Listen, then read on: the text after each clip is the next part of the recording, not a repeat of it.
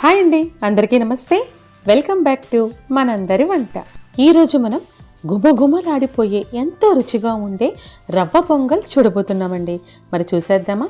ముందుగా ఇలా 1 కప్పు బొంబాయి రవ్వ తీసుకున్నానండి. సూజీ రవ్వ అంటారు కదా. 1 కప్పు బొంబాయి రవ్వ తీసుకుంటే 1/3 కప్పు పెసరపప్పు తీసుకోవాలండి. మనం అన్నంతో పొంగల్ చేసుకుంటూ ఉంటాం కదా, కానీ ఇప్పుడు మనం రవ్వతో పొంగల్ చేసుకోబోతున్నామండి. అదే బియ్యంతో అయితే కనుక 1 కప్పు బియ్యానికి 1/2 కప్పు పెసరపప్పు తీసుకుంటాం, కానీ రవ్వ కాబట్టి కొంచెం తక్కువ తీసుకోవాలండి. ఒక బౌల్ తీసుకొని కడిగి పెట్టుకున్న పెసరపప్పు వేసుకొని ఇంచుమించు 2 కప్పుల దాకా నీళ్ళు పోసుకోవాలి.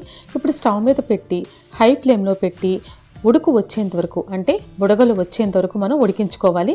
లేదు అంటే కుక్కర్లో పెడితే కనుక 1 విజిల్ వచ్చేంత వరకు ఉడికించినా సరే పెసరపప్పు అనేది చక్కగా మెత్తగా ఉడికిపోతుంది. చూసారా, ఇలా బాగా ఉడకాలన్నమాట. ఇప్పుడు స్టవ్ ఆఫ్ చేసేసి ఈ పెసరపప్పుని చల్లారనివ్వాలి, కానీ మూత పెట్టేసి అలాగే ఉంచితే ఆ వేడికి మగ్గుతుంది. ఇప్పుడు స్టవ్ మీద ఒక ప్యాన్ పెట్టి 2 టేబుల్ స్పూన్స్ ఆయిల్ వేసుకోవాలి.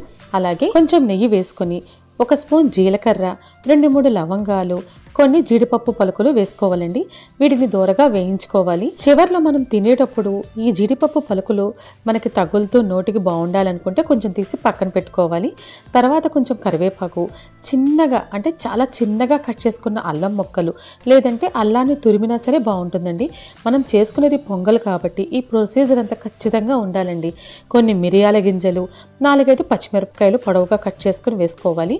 ఇవన్నీ కొంచెం దూరగా వేగిన తర్వాత 1 పావు స్పూన్ ఇంగువ, పావు స్పూన్ మిరియాల పొడి. ఇందాక మనం మిరియాలు వేసుకున్నాం కదా, మిరియాలు తినము అనుకున్న వాళ్ళు మిరియాల పొడి కూడా వేసుకోవచ్చు. ఇప్పుడు మనం 1 కప్పు బొంబాయి రవ్వ తీసుకున్నాం కాబట్టి ఇంచుమించు 3.5 కప్పులు నీళ్లు పోసానండి. అంటే మామూలుగా అయితే ఉప్మా లాంటి దానికైతే 3 కప్పులు సరిపోతాయి నీళ్లు, కానీ మనం చేసేది పొంగల్ కాబట్టి అది జిగురుగా అంటే ముద్దగా వస్తేనే బాగుంటుంది. అందుకే నీళ్లు కొంచెం ఎక్కువ పోసుకోవాలి.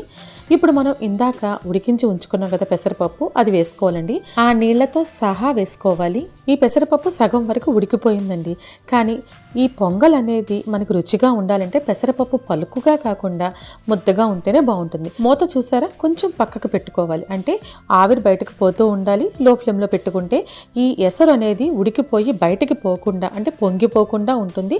లోపల ఉండేవన్నీ చక్కగా ఉడుకుతాయి. ఇప్పుడు చూడండి, ఇందాక పలుకుగా ఉన్న పెసరపప్పు ఇప్పుడు కొంచెం ముద్దగా వచ్చింది కదా, ఇలా వస్తే సరిపోతుందన్నమాట. ఈ ఎసరు అనేది బాగా బుడగలు వచ్చేంత వరకు ఉడకాలన్నమాట. ఇప్పుడు కొంచెం పసుపు, 1 కప్పు కొత్తిమీర అంటే చిన్నగా కట్ చేసుకున్న కొత్తిమీర వేసుకోవాలి. అలాగే 1 స్పూన్ రుచికి తగ్గట్టు ఉప్పు వేసుకోవాలి. ఇవన్నీ బాగా కలిసేటట్టు కలుపుకోవాలి.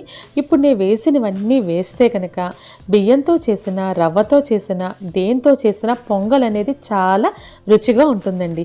ఇప్పుడు లో ఫ్లేమ్లో పెట్టుకుని 1 చేత్తో రవ్వ పట్టుకుని ఇంకో చేత్తో గరిటెతో ఇలా ఉండలు కట్టకుండా కదుపుకోవాలి. సిమ్లో పెట్టి మాత్రమే ఇలా చేసుకుంటే ఉండ కట్టకుండా ఉంటుందండి. మూత పెట్టి 2-3 నిమిషాలు అయిన తర్వాత మళ్ళీ కలిపితే కనుక నీళ్లు, రవ్వ అన్నీ కలిసి చక్కగా ముద్దలాగా తయారవుతుంది.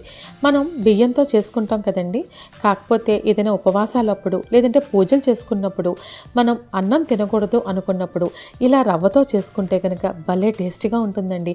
మీరు అన్నంతో చేసిన, రవ్వతో చేసిన ఈ దినుసులన్నీ వేస్తే ఆ రుచి అనేది మాత్రం ఎప్పుడు ఒకలాగే సూపర్గా ఉంటుందన్నమాట.